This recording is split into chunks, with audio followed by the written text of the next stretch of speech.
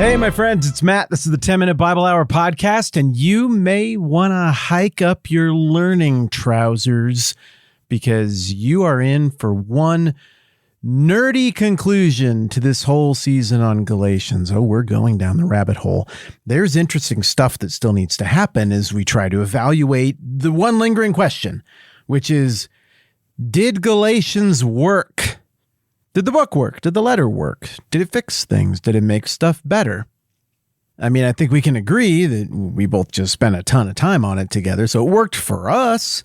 It's been meaningful for a whole lot of other Christians. It's in the Bible. I guess that counts as working. I've written a lot of letters. None of them are in the Bible at all. So that's pretty great. But what about to the original audience? Did it take? Did they get it? What happened to the early churches there? What happened to the Christians there? So we're going to be looking at that, and we're going to come at this in some weird ways where I mush together history and Bible and a little bit of knowing things and a little bit of guessing about things. And I know that there are some of you don't like it when we do the history thing. I don't hear from you very often, but every now and then I know that there are some of you who are like, I do not like your history. I don't like it when you mingle the history with the Bible stuff. Whenever you do that, I take the signed picture of you I got at that flea market in Albuquerque and I tear it up into a million little pieces. And then when you talk about the Bible again, I tape it back together. But I know there are a lot of others of you, far more, because I hear from you more, who are like, oh, good. Bible and history mushing. I like it when we do that. So that's what this next little segment is going to be. And by segment, I mean a few episodes. And by a few episodes, I mean maybe a few episodes. We got to peel back some layers here if we actually do want to get to the bottom of this question. And it's a fun question because it is a bit of a historical black hole.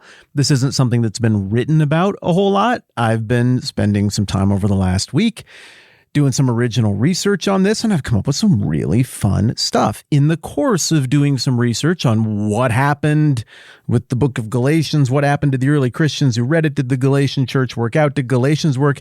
In the process of doing that, I've also come across some very fresh information. We're talking about experts digging things out of the ground in the part of the world in question here from the time we're looking at, that I think gives us some very brand new clues, brand new data as to what to make of the question of how things turned out for the Galatian churches. So we're going to have fun. I'm sorry for my earlier creation of a fictitious critic who doesn't like mushing Bible and history together and who has all the accents at once.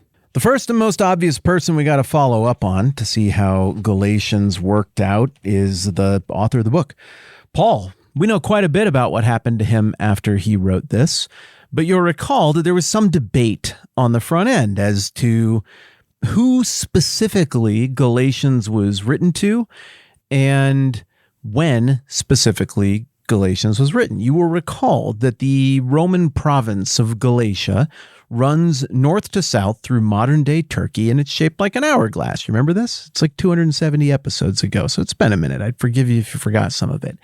The northern half of that is the half of that lends its name to the province of Galatia. It's named after the Gauls. That's right, there's some Frenchies who moved over there hundreds of years before the time the book of Galatians was written, maybe in the wake of the big shakeup that came after Alexander the Great's march of conquest. There's these Gallic colonies over there. And so north central Turkey took on that nickname long before the Romans ever showed up. But under the first emperor of Rome, do you remember his name? We're doing history trivia here. Do you have it? It's part of the fun here is you get a whole bunch of things in your hip pocket when you didn't even mean to. When you're just running on the treadmill in your unitard, just having your fun, you accidentally absorb history things. You got it yet? I stalled for you. Caesar Augustus. Caesar Augustus's original name was Octavian. He was the godson of Julius Caesar. After Caesar got shanked in 44 BC, there was a big civil war that ended with Antony and Cleopatra committing suicide by cobra in Egypt. That effectively ends the last of Alexander's line of generals. The Ptolemaic Empire, whatever's left of it, is basically gone at that point. And young, bright Octavian takes the name Caesar Augustus. He emerges from the mess of the late Roman Republic civil war. And maybe it's not a formal announcement, but effectively he restructures things in such a way that now you have a Roman Empire. He is the first emperor. He wants to get a handle on how many people live there and what he's conquered, so he calls for a bunch of censuses. In one of those censuses, Mary and Joseph go to Bethlehem, and that's where the book of Luke kind of gets started. Okay, that same Caesar Augustus also made a bunch of new provinces and drew new lines on the maps to be reflective of the ambitions that he had for his new empire and how it would be organized. Part of that organization included mingling old local ethnic traditions, some even religious, mingling some old ethnic rulers and structures of authority with a Roman governing presence in all of these different little provinces scattered around the Roman Empire. Of course, in Galilee and Judah, that character was Herod the Great, the local ethnic ruler who played along there. Well, in Galatia, the very name of the province is a nod to the old ethnic. It's a nod to who was there before in the good old days. But what we see with Caesar Augustus when he builds out all these things is that he sticks pins in the map strategically. He's got a good sense of his land and where the weak points are. And so he puts outposts of government and barracks, military outposts all over the place. And he even makes some new colonies. These Roman colonies, some of them are built on the top of much older cities. Some of them are resurrections of old dead cities brought back to life by Augustus or later Roman emperors. But these Roman colonies effectively are Roman cultural outposts meant to help lock things down and create cultural and legal unity across the young empire, dating from a few years before the birth of Christ up until, the time we're looking at here in the book of Galatians, the mid-first century. So when we're talking about Caesar Augustus's Roman province of Galatia, shaped like an hourglass that runs north to south through modern-day Turkey, Asia Minor, they called it back in the day, we're talking about a northern half of the province that is culturally pretty different from the southern half. We're talking about a northern half that is less populous, that is less developed, that has less friendly roads, less infrastructure, less Roman commercialism and taxation, and fewer meaningful Roman colonies. When we talk about the lower half of Galatia, we're not talking about the ethnic Gauls. We're talking about Jews and Phrygians and Romans and people from all over the world, really. But we've also got in southern Galatia several very prominent, very recent Roman colonies founded by Augustus. So they're very pro-Rome. And they're also very pro-Greek gods, because this is the old stomping grounds of the Greeks and a little bit the Persians if you go back far enough.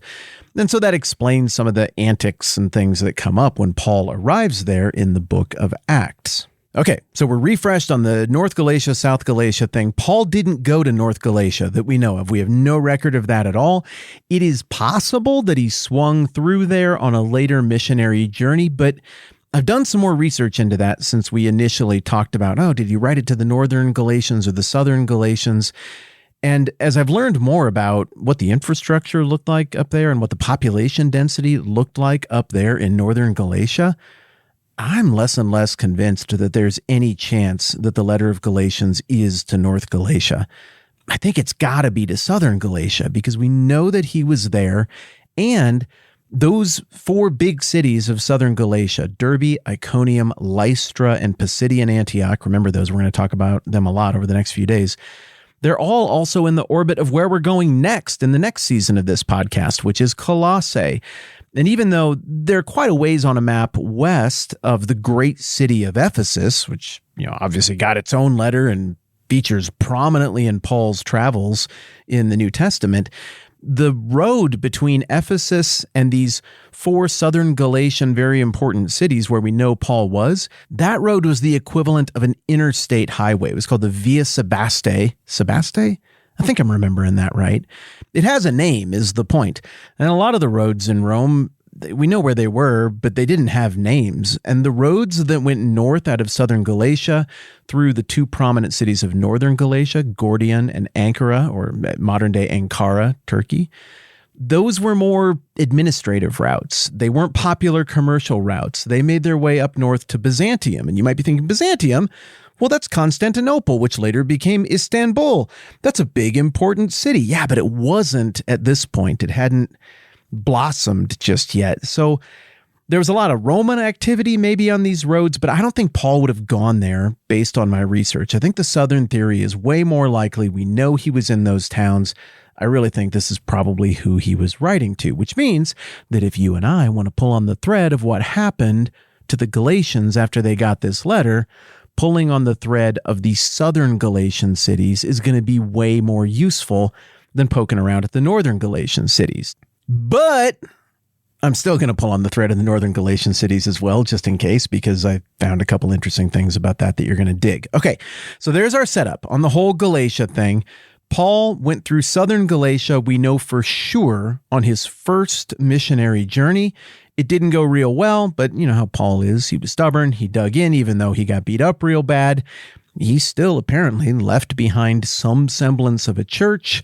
And probably around the end of that first missionary journey in 48, 49-ish BC, he gets wind that things aren't going well in Galatia, that these agitators have come in, and that prompts him to fire off this letter, this fiery letter to the Galatians to get things straightened out. Well, if indeed Galatians was written to the southern half of the hourglass, and it was written between Paul's first and second missionary journey, then that means Paul went back through the towns that received the letter of Galatians, and it's in the Bible. So we're going to get at least a few details that way. But in addition to going back, oh wait, where are we at? Oh my goodness. This is just this is how you get 300 episodes out of Galatians. I sit down at the thing. I intend to hurry. I think I was talking about stuff the whole time, right? It didn't seem like we were screwing around a whole lot, but I look over here at my timey thing, and we're already at 13 minutes. And while 13-minute Bible hour would still technically be TMBH in the most literal sense, I really want to try to get back toward that like 10 minutes of content. And that's the deal we make, and it's going to be real fun. Okay, well, I'm just going to pause there, and we're going to talk about what happened to Paul, and we're going to talk about what happened when he went back to Galatia and see if we can find any clues there next time around. And then after that, we're going to go up north and see if there are any clues up there in case maybe this was written to the northern part of the hourglass. And then after that, we're going to come back south, and we're going to say, like, all right, well, what happened in southern Galatia? Surely we know something about Lystra, Derbe, Iconium, and Pisidian Antioch and how things might have worked out there. And we're going to crack this nut. And we're going to come up with a reasonable evaluation when all is said and done of whether or not Galatians worked. All right. That was quite a bit. Plenty for now. I'm Matt. This is the 10-Minute Bible Hour Pod. Go! Wait! Hold on, Jeff. Okay, last note. I had to take a week last week and travel and make videos and stuff for the YouTube channel, which are going to be really cool. You're going to like those, by the way. So we stacked up a bunch of stickers and mailing stuff, but they're not out yet. So don't panic if you haven't seen them. This is your final call. Everybody who has signed up and is supporting in any way to make sure that we have the right address in Patreon or Planning Center or wherever you might support, or you can still jump in real quick at any level. Everybody who supports at any level is going to get a Galatians sticker to celebrate this time that we've worked on this thing together as we come into the ultra final home stretch of our season on Galatians. Okay, now that's plenty for now. I'm Matt. This is the 10-Minute Bible Hour Podcast. Let's do this again soon.